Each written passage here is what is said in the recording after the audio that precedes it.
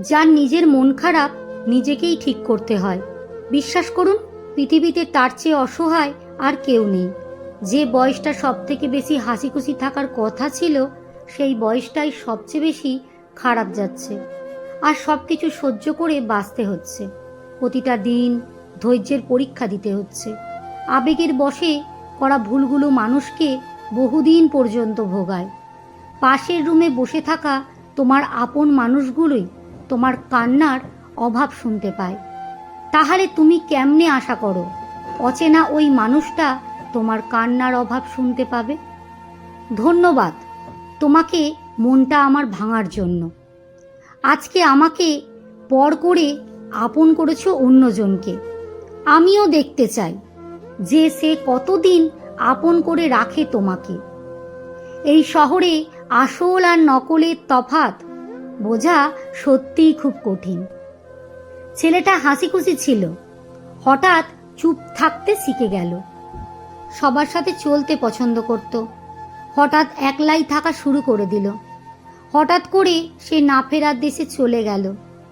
সে একটা জায়গায় লিখে গেল, এই পৃথিবীর মানুষগুলো আমাকে যেভাবে কষ্ট দিচ্ছিল, না পাচ্ছিলাম কষ্টগুলো সহ্য করতে, না পাচ্ছিলাম কষ্টগুলো কাউকে বোঝাতে।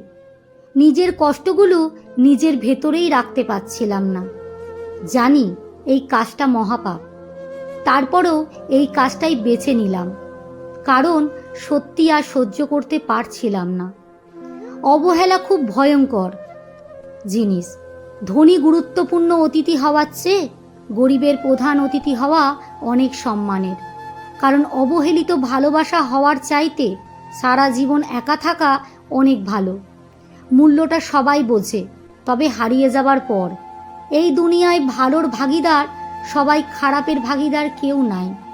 তাই আজ আমি একা, আমার কেউ নাই। বাস্তবতা কখনো কাঁদায়, কখনো হাসায়, আবার কখনো নিস্তব বানিয়ে দেয়। বদলে যায়নি, একটু শুধু জেনে গেছি এই দুনিয়াটা কেমন। জীবনে ওই কয়জন আপনার শুভাকাঙ্ক্ষী ছিল? খালি পকেটে আপনার যা শিক্ষা দেবে, পৃথিবীর সমস্ত বই পড়েও সে শিক্ষা আপনি অর্জন করতে পারবেন না। যে ধোকা দেয় সে কিন্তু চালাক হতে পারে, কিন্তু যে ধোকা খায় সে কিন্তু বোকা নয়, সে কিন্তু বিশ্বাসী। আমি ঘরের বড় ছেলে, ভাই অভিনয় করে হলেও হাসতে ভালোবাসি।